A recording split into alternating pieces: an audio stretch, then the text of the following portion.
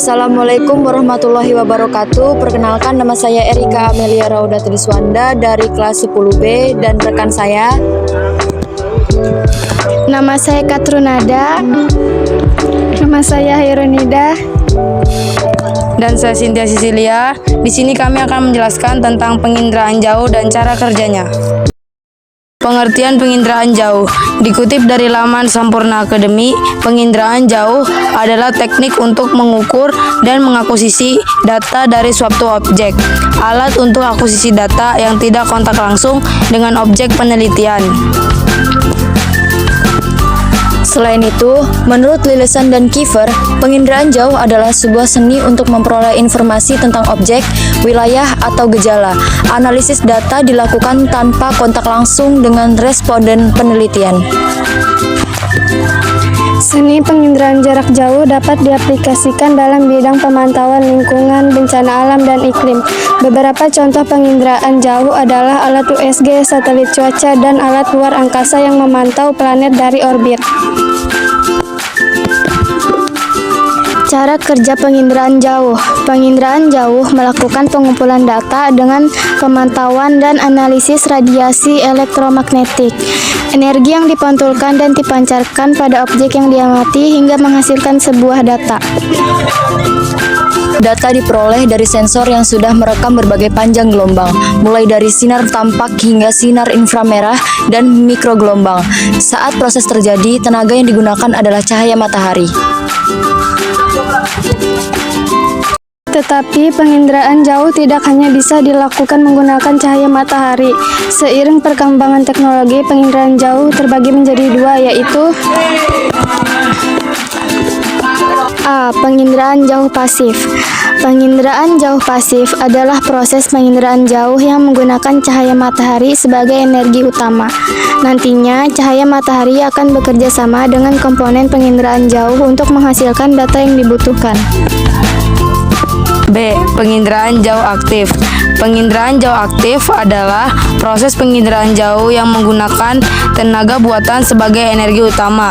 Contoh dari tenaga buatan misalnya pulsa pada radar dan sinar dari lampu. Manfaat penginderaan jauh. Teknologi penginderaan jauh sudah banyak membantu manusia dalam banyak hal. Beberapa manfaat penginderaan jauh dalam penggunaannya yaitu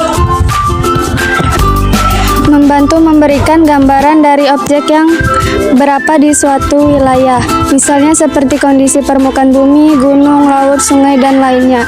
Memberitahu kondisi dari suatu wilayah sehingga dapat mengetahui bagaimana medannya. Memberikan efisiensi dalam penelitian karena peneliti tak perlu turun langsung untuk memantau suatu objek. Memberi informasi terkait perubahan kondisi dari suatu tempat. Ternyata teknologi penginderaan jauh cukup dekat dan familiar dengan kita. Penjelasan singkat mengenai penginderaan jauh di atas dapat memberikan pengetahuan terkait fungsi dan manfaatnya. Komponen penginderaan jauh. Penginderaan jauh dalam prosesnya membutuhkan beberapa komponen agar dapat memperoleh data yang maksimal. Tanpa komponen-komponen tersebut, alat penginderaan jauh tidak dapat bekerja secara maksimal. Beberapa komponen penginderaan jauh antara lain. Sumber tenaga. Sumber tenaga adalah komponen paling penting karena tanpa sumber tenaga alat penginderaan jauh tidak dapat beroperasi.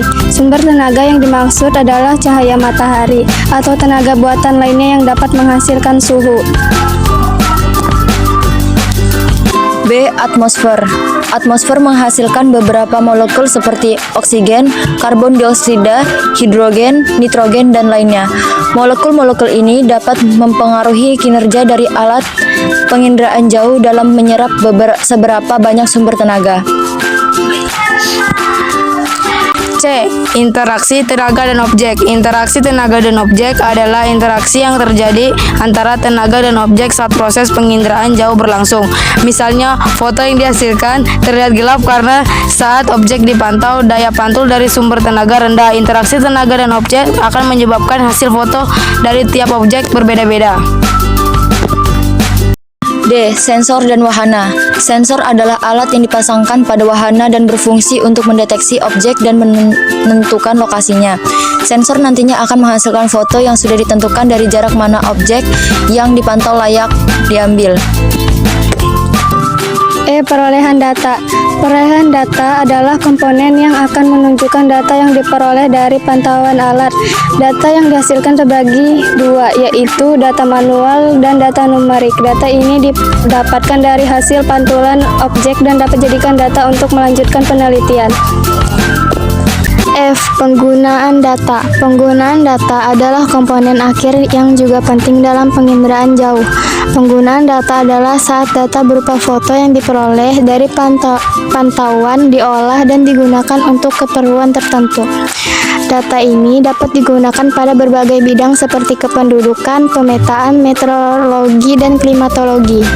Itu dia penjelasan singkat tentang materi penginderaan jauh yang telah kami jelaskan. Semoga dapat dipahami dan dimengerti. Terima kasih yang sudah menonton. Kami ucapkan bye-bye.